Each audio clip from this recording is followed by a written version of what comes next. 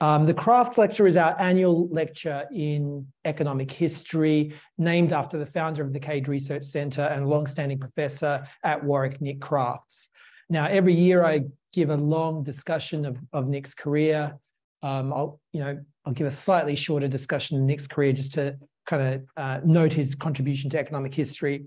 I'll say kind of three main things about Nick. So firstly, Nick is a major scholar of the Industrial Revolution in terms of the majority of his economic history work. He's an important contributor to UK policy, in particular what I would call growth-oriented supply-side policies related to investments in education and innovation, the sorts of policies that were very influential to the Blair and Brown governments in the late 90s and the early 2000s. And finally, he's a commander. I like to note he's a commander of the British Empire.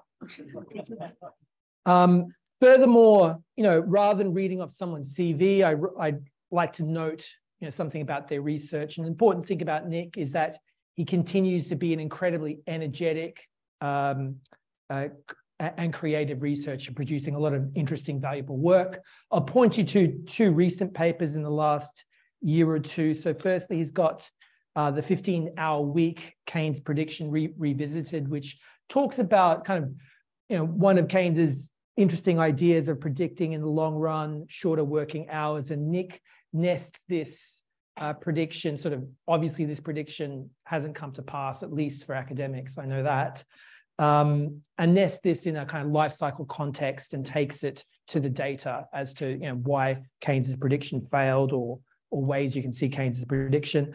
Another really interesting recent contribution that Nick has worked on with Alexander Klein at Kent is on spatial concentration US manufacturing, tracking spatial concentration US manufacturing from 1880 up to 2007, and kind of shedding light on the extent to which we always seem to think that current patterns of spatial concentration are new or excessive, okay? And what Nick's paper does with Alex is sort of put that into the long run context since the late 19th century, and very valuable data work. So getting on to today's speaker, James Kung. So James is currently, or is the incoming Griffin Chair in Economic History at the University of Melbourne and transitioning out of his position at the University of Hong Kong. James, if you look at James's research, it displays this early interest in new institutional economics, and that in turn is reflected in the rich approach to economic history questions, particularly economic history questions in relation to China and East Asia that he has taken.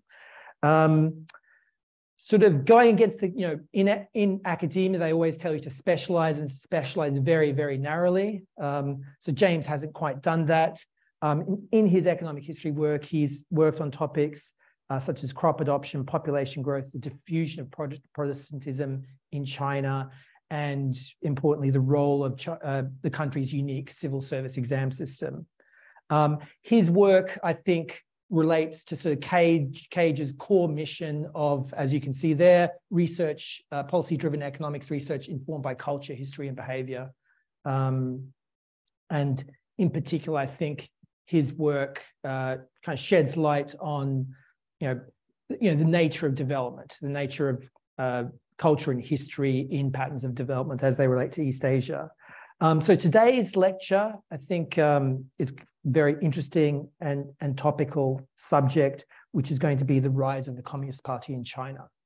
So James, you've got, the session finishes at 6:15. So I think you've got about an hour, and then we've got time for questions. And for those online, we'll be taking questions online. If you just type in your questions, then we'll pick them up during the question and answer session. All right, thank you, James. Would you like to take it away? Thank you for the very generous introduction. And I would also like to thank the organizing committee, in particular, Vishnu and James, for the kind invitation, which it wasn't a very hard decision to make, and which is why I'm here. So I just, for a couple of seconds, I had to make sure that I was not the wrong recipient of that invitation. This is a paper that we started out doing about 7 years ago. So it's not entirely new, but we have been slow among other projects that I've been working on. And this is a current version, which is available at SSRN. So you could download that if you want to look at the paper. So this is joint work with my longtime collaborator and student, Ting Chen, who is at Hong Kong Baptist University. And so this is basically, the talk today is based on this manuscript of virtually the same title. Now, in reviewing its 100 years of history, so a seasoned China observer, Anthony Sage, remarks that the CCP's rise to power was the most significant revolutionary movement of the 20th century, which is a statement that doesn't require much dispute or endorsement. Now, to this day, the CCP has grown to become the second largest political party, only after India's BJP. But unlike its Indian counterpart, it has increasingly challenged the established hegemonic order led by the US. What is challenge to the Western democracies is, from the Chinese perspective, rejuvenation from the history of a century of humiliation. And this narrative pops up time and time again that began with the Opium War. And by rejuvenation, the Chinese encompasses doesn't really mean just the closing of the income and increasingly technological gaps with the West, but more importantly, and where permitted, the reshaping of the international world order, in a sense that, China thinks it deserves to play a bigger role in this order as and when it is permitted. Now, the historical rise of the CCP, however, cannot be taken for granted, okay? There are a plethora of reasons why the CCP might not actually emerge victoriously in the 1940s. Chief amongst these reasons was that China faced a very powerful political opponent, which is the national government in terms of military capacity. And it was not obvious that it was actually the party that eventually went out. So the key question that we like to tackle in this paper, in this lecture, is how did the CCP rally support from the masses under what was strict dominance of the KMT? Okay, the KMT was almighty, it was all-powerful. And so how did it manage to break through the controls of the KMT? And how, in this lecture, I would try to explain why the narrative that the CCP tried to carve was ineffective before the Japanese invasion, okay? And that narrative was, very simply put, nationalism. And it only became effective with the Japanese invasion in 1937. Now, this is a translation taken from China's paramount leader, Mao Zedong, in his works on diplomacy. So Mao was greeting the gentleman to the right-hand side, and Mr. Nango Saburo, the chairman of the Japanese-Chinese Trade Association, and Mao was quoted to have said this at the meeting. And here I quote, "Precisely because of the Japanese Imperial Army, which had occupied a large part of China, making Chinese people know where to go, once they understood, they began taking up armed struggle, resulting in the establishment of many counter-Japanese military bases, thereby creating favorable conditions for the coming war of liberation. Japanese capitalists and warlords have done a good deal for us, i.e. the communists.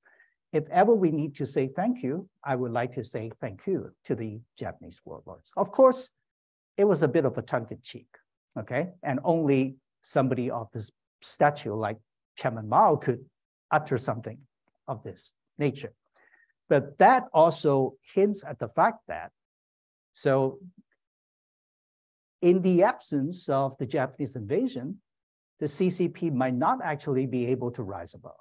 okay, which is why Mao Zedong was making this comment. So in the following slides, I would like to give you a flavor of what the CCP was trying to do initially in the 1920s and how that strategy actually failed miserably.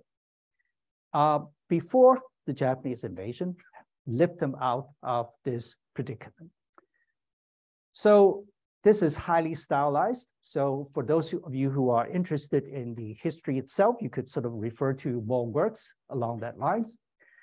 So in a nutshell, the political elites at the time, and Mao was not a political elite at the time, it was heavily influenced by the Soviets.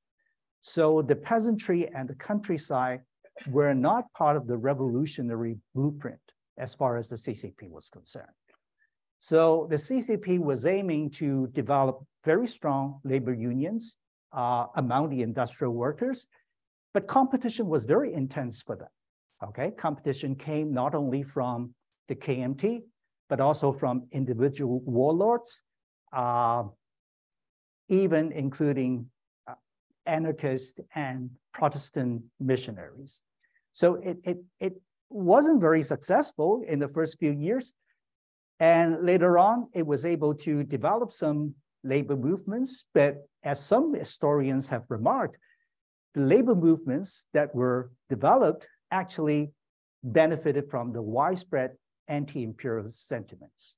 And it was joined and supported by a broad alliance of student activists, merchants, even secret societies, and so on and so forth. So eventually, after several years, the CCP was, relatively successful in terms of developing labor movements, but that only elicited political backlash. Opposition from some of these former allies, especially the merchants and the secret societies, and even the imperial powers who continue to have some remaining stake in the concessions, okay? And that was evident with the arriving naval fleets from the UK, from France, and from Japan. In 1925, Sun Yat-sen died suddenly, and the right-wing Chiang Kai-shek took on, and he did not want to tolerate the CCP, so the honeymoon period was kind of considered over. Chiang Kai-shek cracked down on the CCP organized unions. They allowed the capitalists to fire the workers as they saw fit. And more generally, Chiang actually wanted to split up with the CCP, okay? Because as part of the 8 conditions stipulated by the Soviet Union, the KMT had to take the CCP under its wings, but time had come for Chiang Kai-shek to say no, and he wanted to purge them. The CCP was therefore forced to retreat from cities. Okay, forget about the cities, forget about the labor unions. They were forced to establish so-called revolutionary bases in the rural areas. There was a very famous strategy at the time called encircling the city with the countryside. And that, in fact, provides a hint of how reluctant the CCP elites were in terms of, having to give up the cities and retreat, to the countryside. Now, out of a rather unexpected situation, Mao was not very, senior at the time, so he was actually made to, go to the countryside. And it was from there that he became patently aware of the importance of villages vis-a-vis the cities, not least because in terms of size, the majority of the population actually was still residing in the countryside. The so-called agrarian question, or problem, so to speak, Mao discovered that it was vastly more complicated than anyone within the CCP could actually comprehend. Now, to just give you a flavor of this complexity, the majority of peasants were poor. There's no doubt about it. The time was the 1920s and the 1930s. The landlords were not filthy rich either. They did not have enough land for redistribution. So that was a problem. Okay, you want to help the poor, but then, the landlords were not filthy rich to allow you to redistribute land without any constraints. And you might want to take land from the rich peasants, but that could easily backfire. Okay, the rich peasants might actually turn to the KMT in the event that their material interest was hurt. And there was also evidence that poor peasants, you've given them some land, but without giving them the proper titles, they were not willing to invest in land. So property rights matter, suggesting, okay?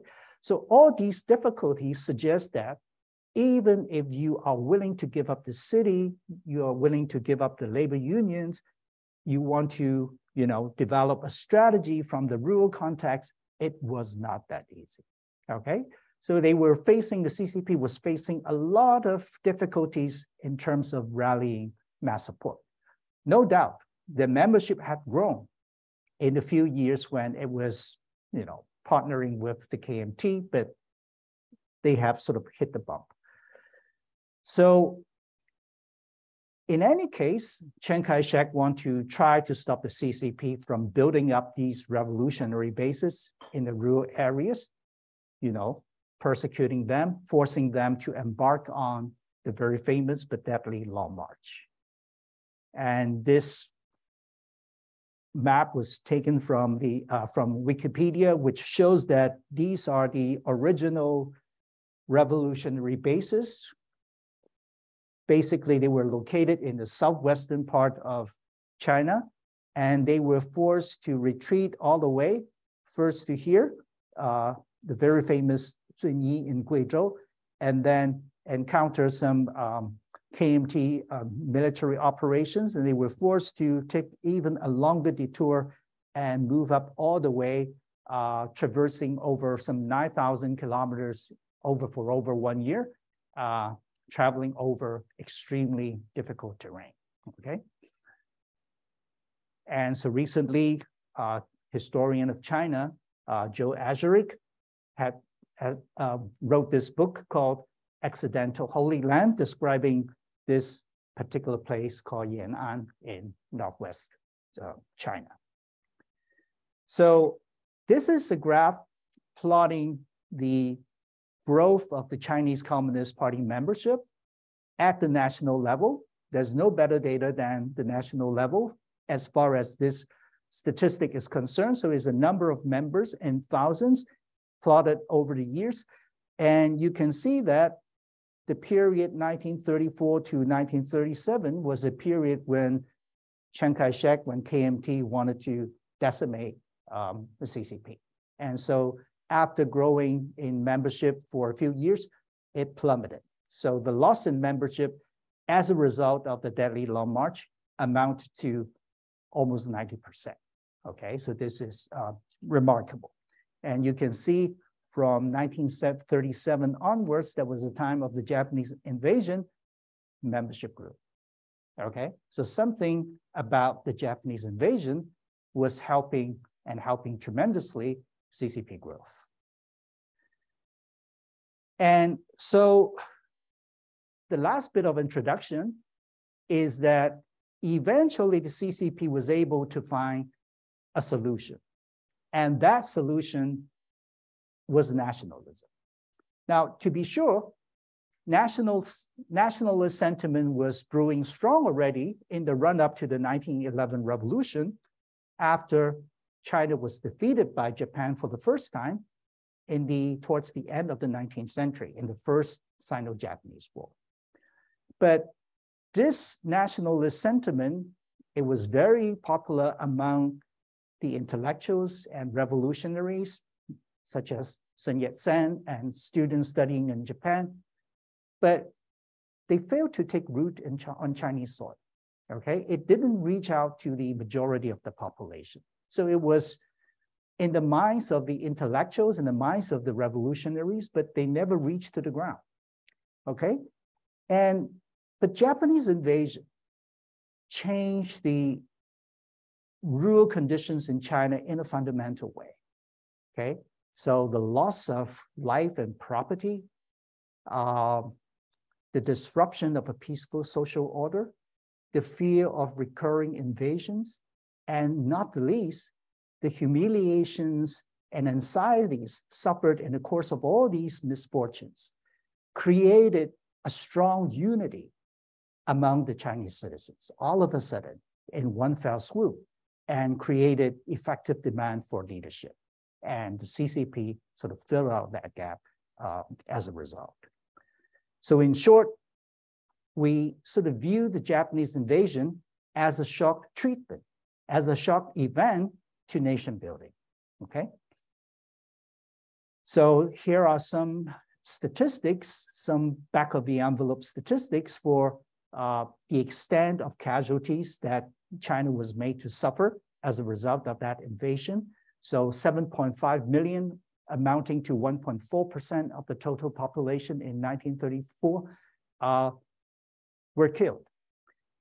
And more than 2.2 million reported rape cases, up to 400,000 of women were subjected to performing sex service for the Japanese army during the war. So all of these added to the woes of the Chinese people that sort of like stirred up this sentiment of nationalist feeling very strongly. So according to Chalmers Johnson, a political scientist at UC San Diego, who wrote this very interesting book in 1962, he argues that Mao was trying to awaken the peasantry by connecting their survival to a collective national identity. Okay, so nationalism doesn't have to be very deep, very profound. You just have to connect it with the very basic survival that the people actually needed. And that is national defense. So specifically, he argues that prior to the war, the peasants was absorbed in local matters. They only care about their crops, their harvest, and had only the dimmest sense of China as a nation, okay? So independently, the gentleman, Chen Duxiu, who was a co-founder of the CCP in 1921, he actually also remarked that the Chinese peasants were illiterate, disorganized, and lacked the virtues of freedom, equality, and fraternity, virtues with which we are very familiar, but they just don't exist among the Chinese peasantry. Probably not a very fair remark, but that was also how the original political elites among the CCP saw the peasantry, which is why they were not actually interested in the countryside. Now, Professor Johnson says, the Chinese peasant realized that you really have to get up and act. Otherwise, your own peril was also China's peril. Okay, so this is how, this is what Mao had done, allegedly, in trying to awaken the peasantry by, you know, sort of sounding out to them, this is really a time that you need to get your act together. So from the longer term perspective, in the recent book by Rush Doshi, which is a very compelling account, so he argues that the CCP has always been a nationalist party. Okay, so nationalism has always played a very strong role among the party leadership. And as far as the rejuvenation from, you know, of the country is concerned, so Doshi argues that there's little difference. There might be a difference in terms of the rhetoric, but essentially there's very little difference between Deng Xiaoping and Xi Jinping, okay, as far as rejuvenation is concerned. So these are the two books. To the left is a book by Chalmers Johnson entitled Peasant Nationalism and Communist Power. And to the right, published in 1962, and to the right is a book by Lucien Bianco entitled Origins of the Chinese Revolution, 1945 to 1949, published in 1971. So these are the two old classics that we found tremendously inspiring. They provide a lot of graphic details, except we want to, you know, collect data for performing the causal analysis. So as we have shown you before, between 1937 and 1940 was a period where the CCP membership had experienced tremendous growth, and then further growth after 1940. At the end of 1945, which is also the end of the World War, so membership had soared to in excess of 1 million people. Okay, so in the interest of time, I will very quickly go through some of the theories that other people have actually worked on in relation to the early rise of the CCP. Okay, just to take a respectful stock of what other people have done before we actually show our own analysis. It's not as daunting as this list is suggesting. Okay, so with a very strong modernization flavor, so proponents of this camp suggest that education is a catalyst for political transformation. And in the Chinese context, educated elites were influenced by the communist ideology, and they returned to the homes in the rural areas to spread Marxism and revolution, okay? So that is an idea that many people have written about, but we haven't seen any concrete statistical analysis in support of this proposition. So no theory of revolution can afford to miss the idea of class consciousness, as mentioned by Marx and Engels. So how a class in itself can be transformed into a class for itself. And in two compelling accounts, Elizabeth Perry and Barrington Moore Jr., they talked about industrial workers' protests and other revolutionary activities in big cities and industrialized towns. Again, we lack the data in support of that argument. Exploitation of the peasantry was also one important reason. So we want to also do some simple correlation tests to see whether this proposition could be supported. And in close relation to exploitation, we could also think about exorbitant taxes and regulated fees and levies imposed by local governments, warlords on the peasantry, whether that might actually also serve as a cause for the early rise of the CCP. So from other people's work, we know that social capital is important as a conduit of collective action. And in this particular regard, we want to look at secret societies in China. We want to look at lineages in China to see whether they also help in fostering the development of CCP. Violence culture, in a fascinating book written by a historian, William Rowe, he has documented 7th century long tradition of violent culture in 2 counties in Hubei province. And so we also want to see whether culture actually also played a role in spurring CCP growth. Finally, we also want to check out a proposition that the CCP had been cooperating with the KMT, especially in the context of running a military academy called Guangbu in the Guangdong province. So some of these KMT leaders, they were heavily involved in the earlier 1911 revolution. So we went to track down their hometowns. So we found out where they were, and we want to see whether, you know, counties filled with these KMT revolutionaries might actually be also helping the early rise of the CCP. Now, the first table that I'm going to show you, I couldn't sort of like put this in a, you know, in a more aesthetically pleasing. Yes. Thank you for the correct description.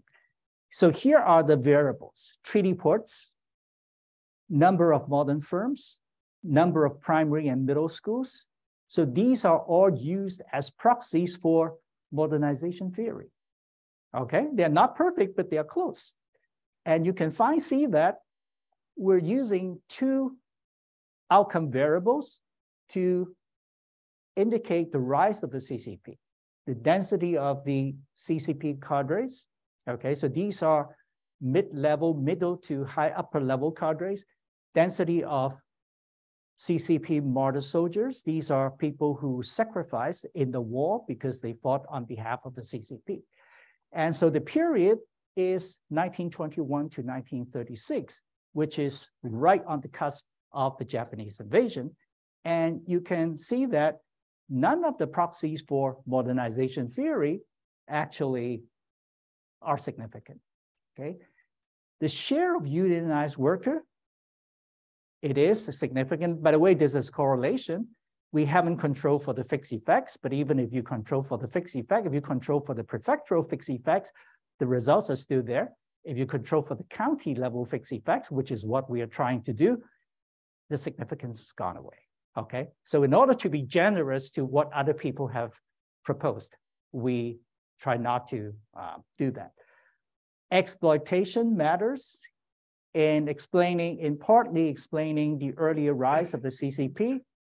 So it's exploitation by the local governments, including the warlords. In terms of social capital, lineages or clans matter, but not secret societies, okay? Again, bear in mind, this is very rough correlational analysis, but this is also the first time that we are actually able to construct a data set that allows us to test various theories pertaining to the early rise of CCP. So conflicts or violence culture doesn't really matter. So is the hometowns of the early revolutionary members who were supporting KMT. And this is the same table, except the outcome variable now is for the period 1937 to 45. This is the later period. This is a period of the Japanese invasion. And you can see those variables that appear to be significant earlier have all disappeared. And there is only one variable that remained significant or was not significant earlier on, but became significant now. And that is a variable called Japanese occupied area, okay? So I'm going to explain to you briefly what that was. Okay, so the full-scale invasion launched by the Japanese army in 1937 led to head-on collision between the Japanese army and the KMT army, because the KMT was the predominant political party in China at the time. The CCP, on the other hand, was spared the direct confrontation, okay? So you can say they were blessed in a way, and that allowed them to adopt guerrilla war tactics behind the rear line, okay? So they were stationing behind where the Japanese army was stationed, and they would try to launch attack from time to time when they were not ready. So a recent release of the Japanese intelligence archive enables us to actually code whether a county belonged to what we call a Japanese occupied area, JOA, and non-occupied area. So the non-occupied area would be occupied by the KMT army, okay? So we actually have data that enables us to code these areas, okay? So this is what a Japanese intelligence archive map looks like in its raw form. So we highlighted this. This is actually drawn by the Japanese intelligence themselves. So we didn't actually make any change to it, but just to show more clearly. And you can see these are pockets of the KMT army. So most of them are actually outside this boundary where the Japanese were inside. And you can see these guys were the CCP, okay? So they were stationing in the rear line. They were at the back, okay? Now, intuitively, we would expect life to be rather different between the two kinds of areas. The areas, dominated by the Japanese and the areas occupied by the Japanese and the areas where the KMT were there trying to defend. Now, in the JOA, more people would get tortured and killed. There would be greater casualties, even larger number of massacres. Similarly, more women would get humiliated. Either they were raped outright or they were forced to work in Comfort Women's Center. And these kind of sufferings and humiliation would lead to greater support for the CCP. So the hypothesis is really very simple.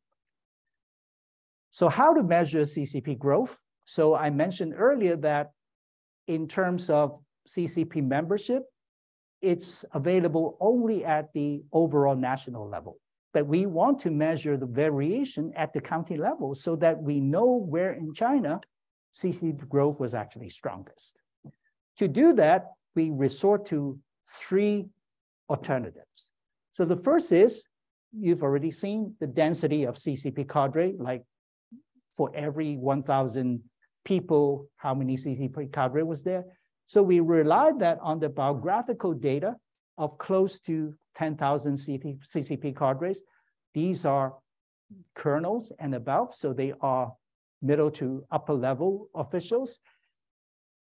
And this is for the earlier period, and this is for the later period, okay, after 1937. And you can see a lot of growth in CCP officials actually took place on the North China Plain, in North China, sort of suggesting that that was really the place of contest between Japan and China. And we want to make sure that what we are trying to capture is actually similar with the overall trend of CCP numbers. So we plotted alongside the CCP membership, and we actually, it is reassuring to find that both trends actually are very similar to each other.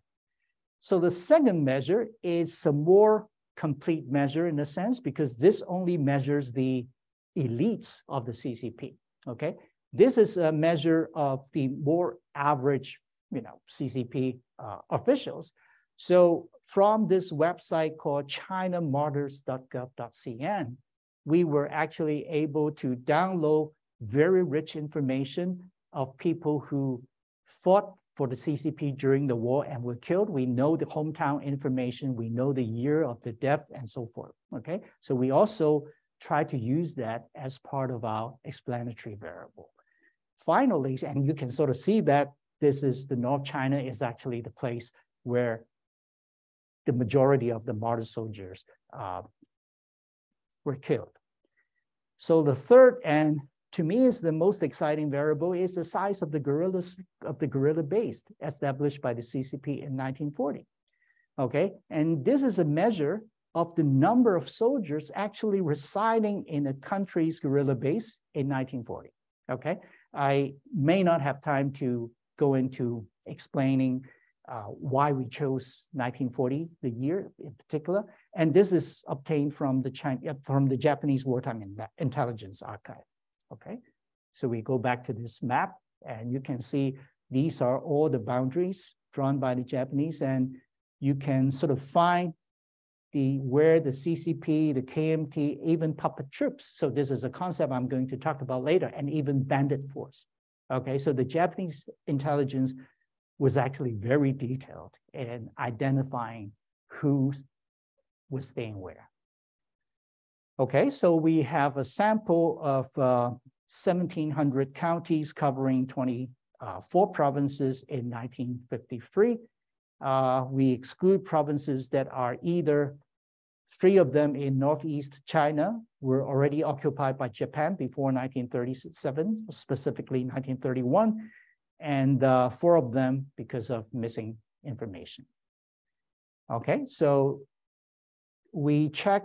So this is our estimate. So we use a spatial regression discontinuity design, given the kind of information we can identify from the intelligence maps.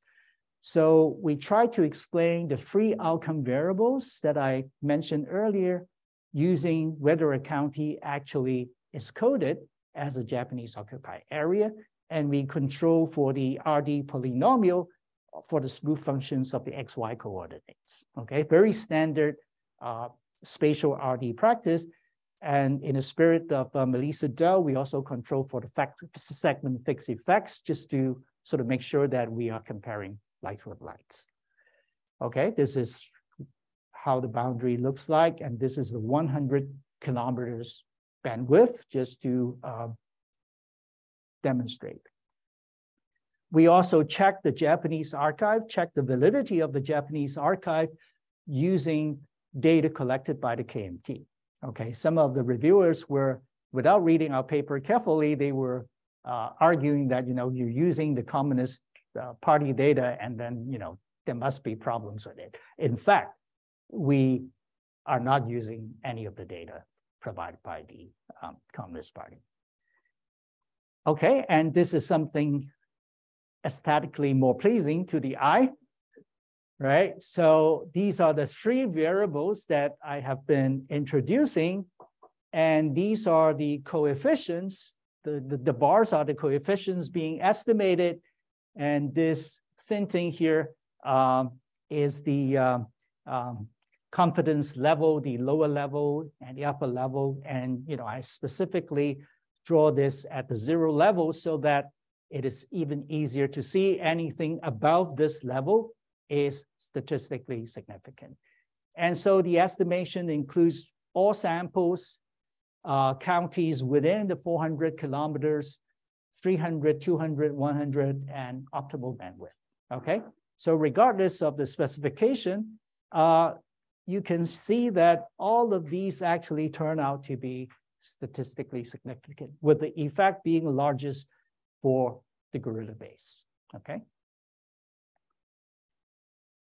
Now, for spatial RDD, so the biggest question is whether the boundary itself is exogenous or is exogenous enough. Okay, so we try to argue that it is sufficiently, adequately exogenous, but in order to further convince people, there are diehard identification police out there, who, continues to believe that, your boundary is, I think some of you in this room must have encountered this experience before. So what we do here is to use a segment of the boundary that was shaped by the breach of the Yellow River Dike. Now, what happened was in the Battle of Shizhou, so the KMT lost its battle, and the Japanese army was trying to overtake a place that was very strategically located, in a sense that it enables them to actually go from the north to the south through the railway line. And if they were able to capture Wuhan, which was the temporary capital at the time after the fall of Nanking, now the KMT would be forced to surrender, okay? So Chiang Kai-shek, upon the ill advice of some government officials, he decided to blow up this place, okay? And this resulted in a larger than expected flood area, okay? Affecting more than 20 counties, 3 provinces, resulted in 500,000 of people's death, and many more became homeless, okay? So we use that as a quasi-natural experiment in a sense that, this activity had nothing to do with the CCP, okay? The CCP was still considered a nobody at the time. The time was June 1938, okay? So this boundary must be exogenous because it was formed as a result of this stupid decision. So we use the counties around the flood area, which form a segment of the boundary for re-estimation, just to show that, if we consider this boundary of the longer boundary, if this is exogenous and we can obtain similar results, that should support the larger results, okay? And as you can see, we use 170 kilometers and optimal bandwidth. And lo and behold, with the exception of the optimal bandwidth for measuring the size of the Lyrid base, all the results actually stand out significant and positive. So you see, it's faster than the outline indicates. So to me, the more important question is the mechanisms, okay? So we sort of show that there's a very strong effect of Japanese occupation on the growth of CCP at the county level. This is county by county estimates. So what are the underlying mechanisms that enable CCP growth? So we focus on three that have been discussed by historians of the literature. The first is a concept called power vacuum. So essentially, this is referring to a path of least resistance. So where do the CCP wanted to move in order to grow itself? The other is the CCP has always been known for its ability to develop grassroots organization. So we want to look at, this particular mechanism as well. Last but not least, we've spent a lot of time talking about nationalist sentiment, and especially a sentiment that was powered by a psychology of struggle for survival and humiliation and hatred. These are terms that we borrow from Chalmers Johnson, okay? But excellent as his book is, there was no data, okay, in testing these hypotheses. So in relation to power vacuum, KMT lost many battles and they fled North China, they fled to the Southwest China. But the Japanese was finding it difficult elsewhere to govern the large territory that had proved so easy to invade. Okay, so this is directly cited from Professor Johnson's book. And what the Japanese army did was to compromise by establishing a so-called puppet Manchurian regime. Okay, and so these were puppet troops. So who were the puppet troops? They were captives of the KMT soldiers. They were remnants of the local bandits. So these were unwilling military personnel who had to fight for KMT. And so militarily, they were less competent. And so our hypothesis is that this would be the pockets, this would be the avenue through which the CCP wanted to advance. They don't want to fight the Japanese too, okay? If they had a choice, they would, rather develop their bases in those pockets. So what we did is to conduct a heterogeneity test by dividing the JOA into puppet troops counties and non-puppet troops counties. So the non-PTC would be the official Japanese army. The JOP would be these captives of the KMT soldiers and so forth.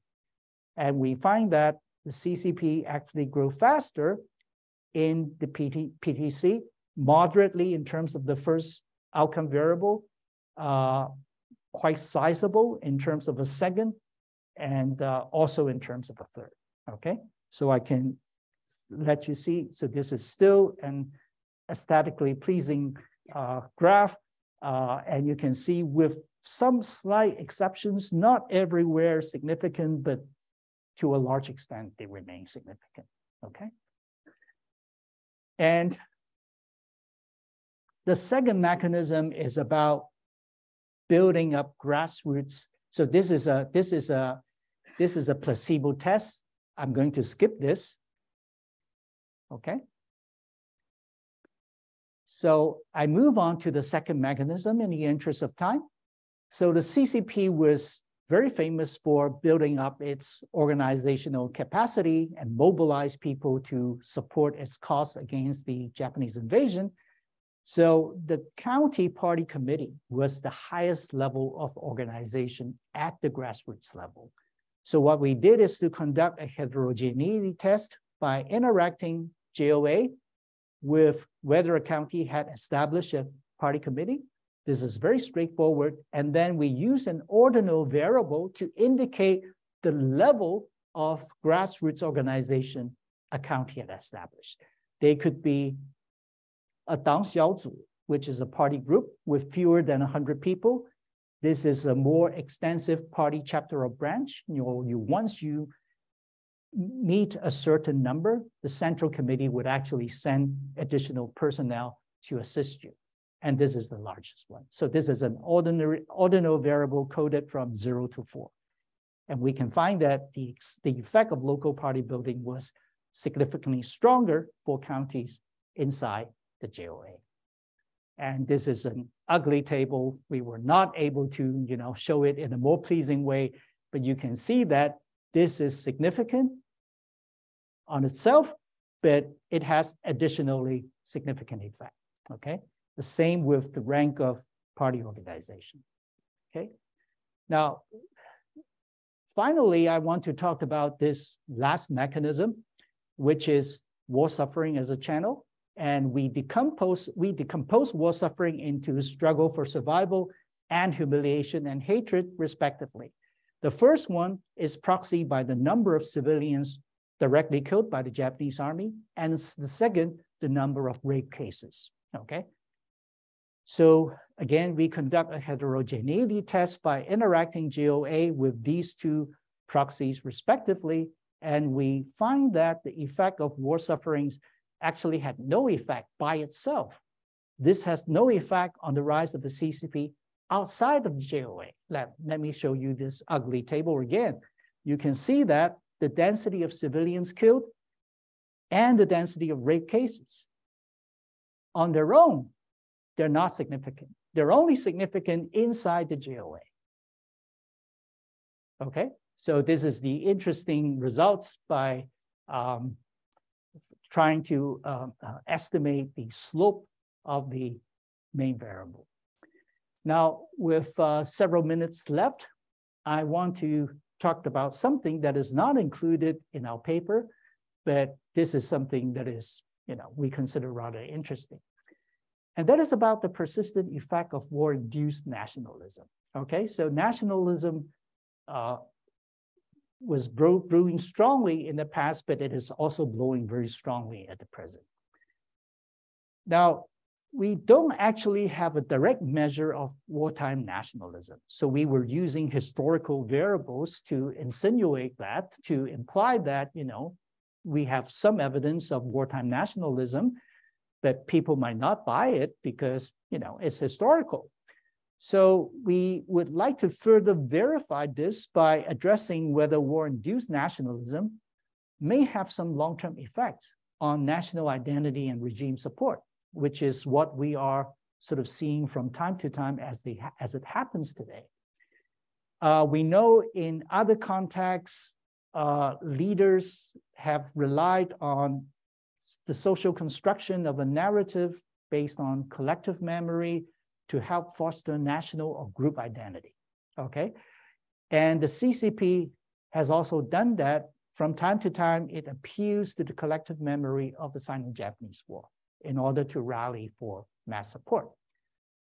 So I want to show you that there's an interesting score that we are able to compute based on a survey taken in 2014. So you look, let me show you some of these survey questions.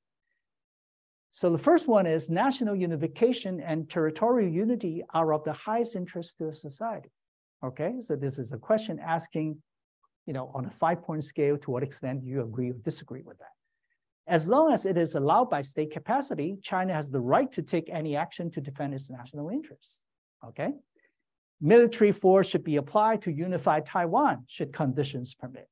Okay, it's getting very graphic, very, sort of direct. It's unrealistic to expect the Western hegemony led by the US to truly tolerate China's rise to become a main power.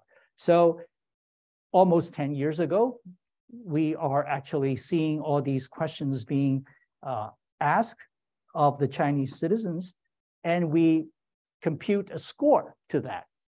And what we are showing here is that for people who are, these are, living people, they are residing in the Japanese occupied areas historically. And these people exhibit distinctly strong flavor for nationalism. Okay, so you may not want to believe it, but this is what we found. Okay, there is some persistent effect from places where these people are living, and these places are historically Japanese occupied areas. Second, we take a question from the Asian barometer. To what extent do you hold a positive perception towards Japanese? Okay, this is a very nice question in order to tap nationalism. And you can see this is also significant, but it's negative. Okay, so folks living in the JOA had a distinctly significant negative perception towards the Japanese. Okay, the third and the fourth is a little bit frivolous. We were being sort of criticized. So we were enumerating the values of imports from Japan, and there's a sort of like small but significant effect. And then the number of sushi restaurants, knowing very well that many of these sushi restaurants were actually run by the Chinese themselves. But, you know, what the hell? This is, you know, negative and significant. So the fourth and the final indicators. So this is search for the 2 characters or 3 characters in Chinese string. Okay, so this was something mentioned by Xi Jinping, and before 2016, if my memory serves. So you are actually able to count the number of search on Baidu engine, okay? And people who are living in Japanese occupied areas, they are more enthusiastic in terms of searching for the term 中国梦 or Chinese string. And finally, trust in the central government also exhibits a positive and significant coefficient.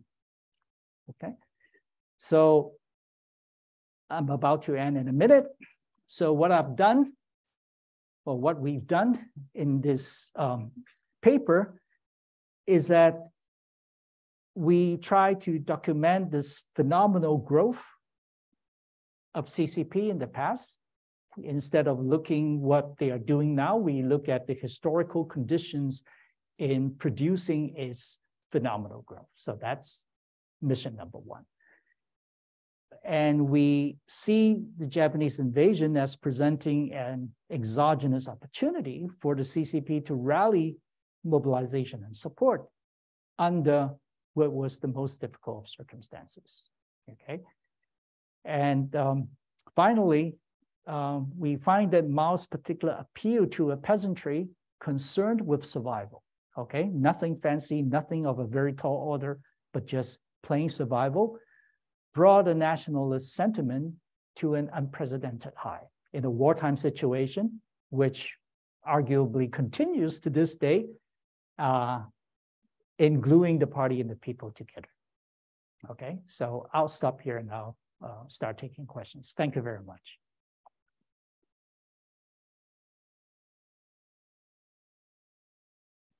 So we've got a mic for the questions in the room, right? So Marcus first, okay. Then Mark, then Sharon. Okay, we've got the first 3 questions. We've got 4. All right, Marcus. You talk about the appeal of the CCP to the peasantry under Mao, but Ma Sen argues that the kind of government that Mao was promoting was disastrous for the peasantry. Isn't that almost like proving the opposite? Sen's argument that Mao was a disaster for the peasantry? So I'm not sure what specific period Professor Sen was alluding to. So during the in the 1950s, and especially during the Great Leap Forward, Mao's policies inadvertently ended up, you know, over 30 million of people died as a result of the Great Leap Forward policy. So, but in the 1930s in this particular context. So I think the CCP was doing what they could to try to help the peasantry. This was not the original intention, as I have mentioned, I pointed out in the talk. But it ended up that, so eventually they were actually doing things that were beneficial to the peasantry, beneficial also for themselves. I think that is very important. It's a win-win situation in a sense for both the peasantry and for the party itself. So I'm not disputing what Mao did during the 1950s and the disastrous consequences of that Great Leap Forward policy. So I assume Professor Sen was alluding to that particular situation. Okay. I next had Mark Harrison. So this is a fascinating topic and I think a great piece of research. And I have one puzzle, which I think is possibly about mechanisms. So in the conflict with Japan, you have two nationalist parties, the Communist Party and the KMT. And in the map that you showed, it seemed to me that you were showing us that the KMT was lined up along the front line contesting with the Japanese invaders, and the communists were sitting somewhere in the rear mounting guerrilla attacks. And yet what seems to come out of this is that it was the communists who got all the credit. And so why did the same factors not rally support for the KMT? Because, was it because was it that they were defending the nation? Was it they were failing to defend the nation?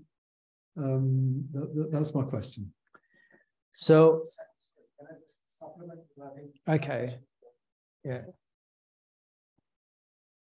Thanks a lot. That was a fascinating talk. I learned a lot. So that was very nice. My question is quite closely related to Mark's question, which is, suppose I took Mao and made him, it's a thought experiment, made him head of the KMT and switched personalities around. Now, of course, as economists, the kind of exercise which we do, individuals and personalities don't seem to matter. But I'm just a little bit worried that 100 years from now, suppose we look at China right now, it will be all structural conditions, and Xi Jinping may not have, he won't be a variable. And that's fine, but I just wanted to know, just given your broad reading, suppose we switch the personalities around, is there anything to be learned over there? Okay, you want to take those questions together? Sure. Otherwise, I'll forget. Okay, I think to answer Mark's question first. So historians have in fact debated a lot. And in the paper, in a section, I have a button there, which says, why not KMT?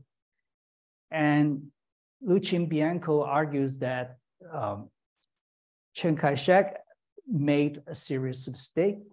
He wanted to destroy the CCP first by tolerating the Japanese invasion.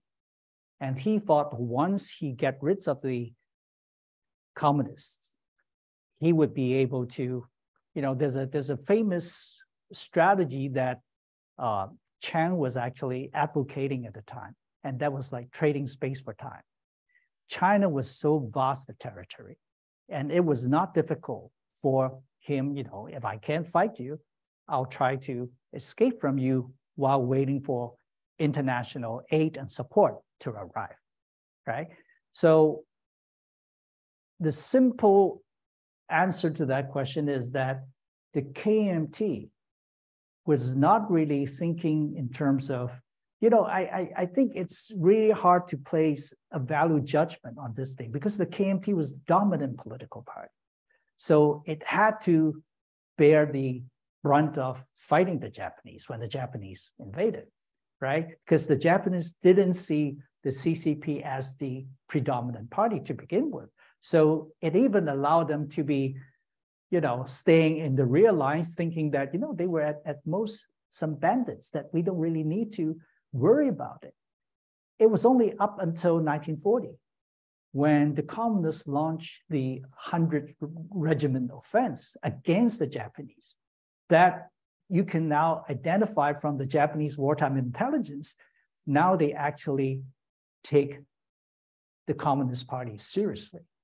So I think at the simplest level of conceptualizing this, so the two parties just have very different strategies, and that differences in strategy might be rooted in their, embedded in their original position, one being the dominant political party. And I don't really care much about, the people might be suffering, but that's okay. To preserve the KMT is more important.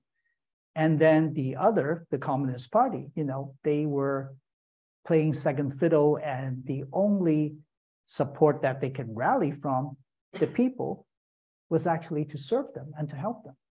So I think, that is my reading of history. So I think to Sharon's question, so to what extent is the personality of national leaders matter? I am inclined to think that it does. I think the structural conditions are important in defining the parameters of what you can do and cannot do. But I think personalities do matter. So I don't know how to think about this. I never thought about this before. 100 years from now, looking back at the current situation today, what would be different if it was somebody other than Xi Jinping? So I don't know how to answer that. It's a much more difficult thought experiment. It's a very interesting one. Right. Okay, I think Steve Broadbury had a question. Yes, I think both Mark and Sharon are playing with alternative counterfactuals, and I wanted to play with another alternative counterfactual, because what we've got here are two very big shocks. One is the Kuomintang attacking the communists, and then if you take that as given, Mao's counterfactual of how the war induced nationalism saves the communists. But I'm wondering if we went back to the first shock and Chiang Kai-shek had not moved against the communists. If you just projected that line of the growth of the Communist Party forward in time, how long before we get to the level they eventually reached? So is the question about what if Chiang Kai-shek succeeded in destroying the CCP? Yeah, I guess that's one way of putting it. Or he didn't attack the communists to start with, and the two were competing, and the trend. Well, he was refrained from attacking the CCP in the first instance. So that was part of a stipulate 8 condition of the Soviet Union, that KMT, in order to receive this aid from the Soviets, they have to take CCP under the wings to tolerate but that. Suppose they refused that deal and carried on. Well, then history might be rewritten. So these are all very difficult questions to answer. So yeah, I guess I can see what you mean. This is somewhat like counterfactual, Paul Gregory's counterfactual for Russia. Supposing you hadn't had the well, so I think that one problem, or what is interesting about this kind of research, is you could actually come up with endless number of counterfactuals, right? So yet another counterfactual is, why not Chiang Kai-shek try to team up with the CCP in destroying or countering the Japanese attack first? Okay, so according to historians, Chiang Kai-shek tolerated Japanese invasion. So he thought that was not the biggest issue for him at the time. You know, he could run away. He could flee other places. He could wait for, you know, international aid and support to arrive, and he might be right. But because I think on the one hand he tolerated, you know, the invasion. On the other hand, the situation had become difficult for him to destroy the CCP once the CCP has grown to a certain level. Okay, I think Vishnu had a question. Yeah, so I think my point is more general, and I really liked your talk, but it made me rethink about this whole idea that of ideology of revolutions, the way Mao thought of it, or the Mao Zedong's main thoughts. Those were in opposition to industrial societies where the working class was supposed to, you know, lead the revolution. And in the Mao's scenario, it was the peasantry who you had to mobilize in agricultural societies. What I take away from your talk, I think, is really interesting, because what you're saying, it's really difficult to mobilize the peasantry, but there is this exogenous shock which made it possible. So China may be just one example, and other societies cannot think that this is the way to revolution. I think that's fascinating. Thank you. Okay, I think we've got time for another question. I don't see any online. Yeah, if anybody online wants to unmute and ask something, this is your chance. Okay. All right, in that case, we can, I want to ask a question, but I can ask that at dinner. And bring it. Sort of following on, okay, thank you for that, Vishnu. Following on Vishnu's question, so is there information in the elite cadre data that you've got in terms of the social, demographic, occupational composition of the elite cadres, right? Like, did the communists pick up more of the intellectual classes? Did they pick up more workers? That sort of thing. And could that be compared to the KMT in terms of the nature of the different political vanguards that you can pick up empirically? My reading of history suggests that